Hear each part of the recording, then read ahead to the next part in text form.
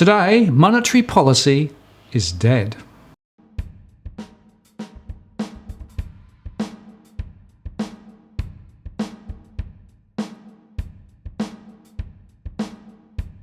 Hello, it's Martin North from Digital Finance Analytics. Welcome to our latest post covering finance and property news with a distinctively Australian flavour. Today, I want to discuss a very important article published by Steen Jacobsen, who's the Chief Economist and CIO, the Chief Investment Officer at Saxo Capital Markets. And he's basically called out what the Fed is doing and is claiming that monetary policy is dead. I think he's onto something, and this builds on the post that I made yesterday with regard to the most recent announcement that future interest rates in the US are looking as though they're going to reduce, not rise, and the Fed has changed direction very recently. So he starts by saying that the current Fed chair, Jerome Powell, may see himself as a new Volcker, but last night he cemented his panicky shift since the December meetings and indeed cut the figure of an Alan the Maestro Greenspan, who set a whole sorry era of central bank serial bubble blowing in motion. The Fed's mission ever since has been a determined exercise in defying the business cycle, he said, and replacing it with an ever-expanding credit cycle. This latest meeting has set in motion a race to the bottom, with the European Central Bank currently in the lead, but the Fed and the Bank of England are gaining fast. And he went on to say that his view has long been that monetary policy is misguided and unproductive, but the difference now is that we are reaching the most major inflection point since the global financial crisis, as central bank policy medicine rapidly loses what little potency it had. And in the meantime, the harm to the patient has only been adding up. The economic system is suffering fatigue from QE-driven inequality, malinvestment, a lack of productivity, never-ending cheap money, and a total lack of accountability. The next policy steps will see central banks operating as mere auxiliaries to government's fiscal impulse. The policy framework is dressed up as modern monetary theory, and it will soon be arriving and in force, perhaps after a summer of non-improvement or worse to the current economic landscape. So what would this mean? Well, no real improvement in data, a credit impulse too weak and small to do anything but to stabilise said data, and a geopolitical agenda that continues to move away from a multilateral framework and devolves into a range of haphazard nationalistic agendas. And he says, for the record, MMT is neither modern, monetary, nor a theory.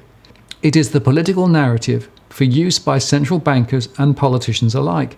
The orthodox version of MMT aims to maintain full employment as its prime policy objective, with tax rates modulated to cool off any inflation threat that comes from spending beyond revenue constraints.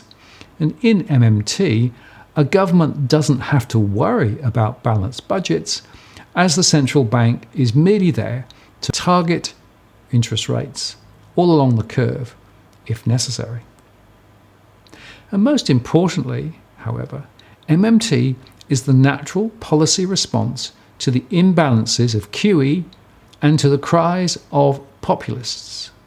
Given the rise of Trumpism and democratic socialism in the US, and populist revolts of all stripes across Europe, we know that when budget talks start in May in Europe after the parliamentary elections, and in October in the US, governments around the world will be talking up the MMT agenda. Infrastructure investment, reducing inequality, and reforming the tax code to favour more employment at the low end. And we also know that the labour market is very tight as it is. And if there is another push on fiscal spending, the supply of labour and resources will come up short. The assumption of a continuous flow of resources stands at odds with the reality of massive underinvestment. Central bankers and indirect politicians are hoping and wishing for inflation And in 2020, they will get it in spades. Unfortunately, it will be the wrong kind. Headline inflation with no real growth or productivity.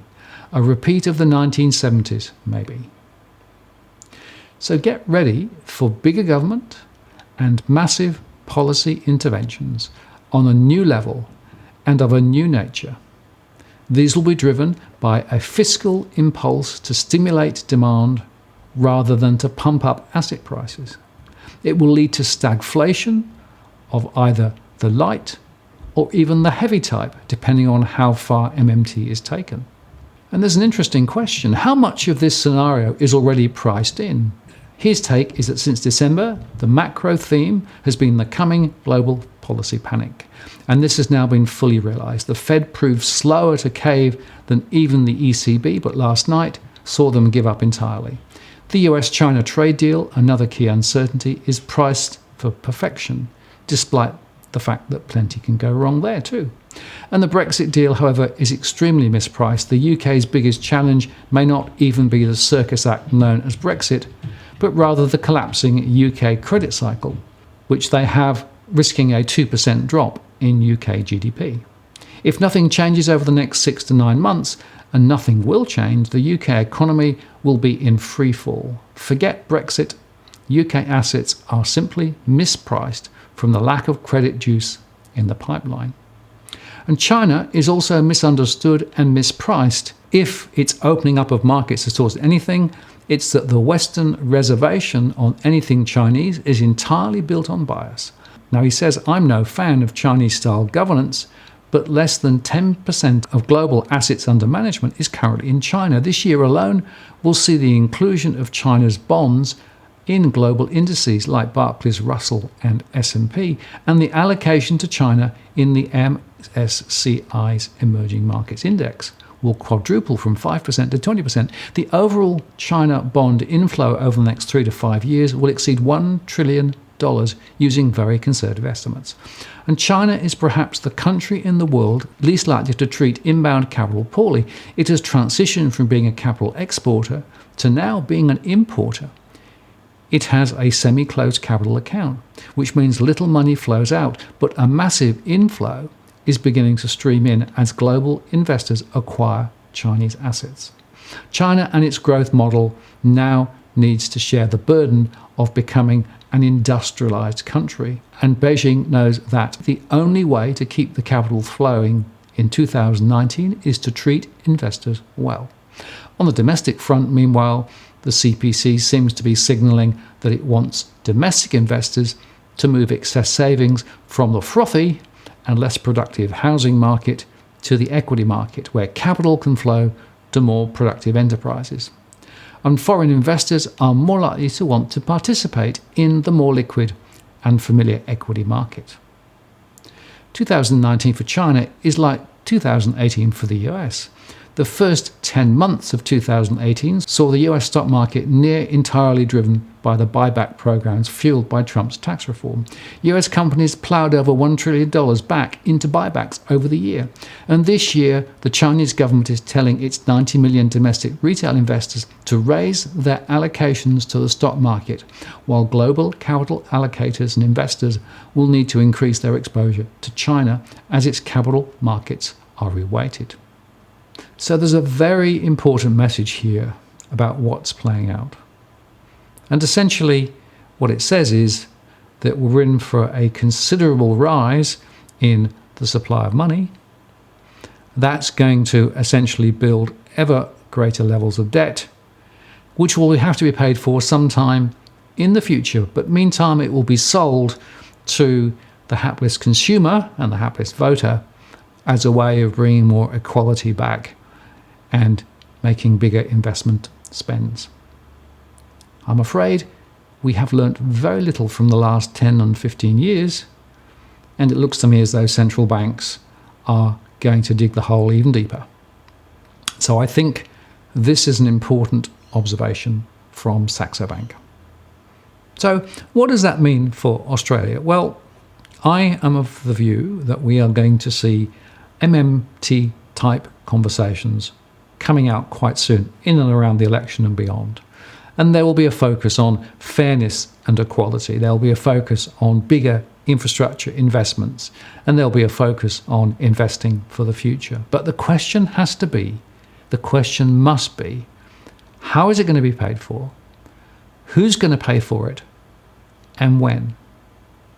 And if the result is significantly high inflation as the money supply increases, that long-term negative impact will have a profound effect on the next generation or two.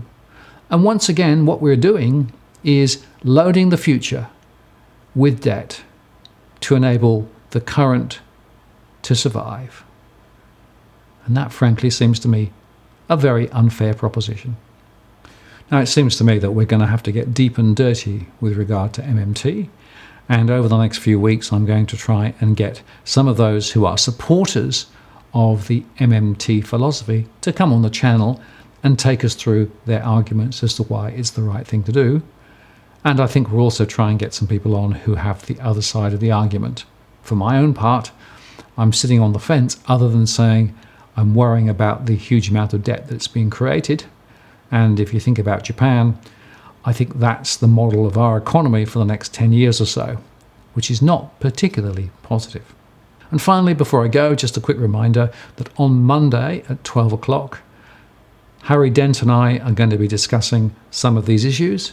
You can join us on the webinar.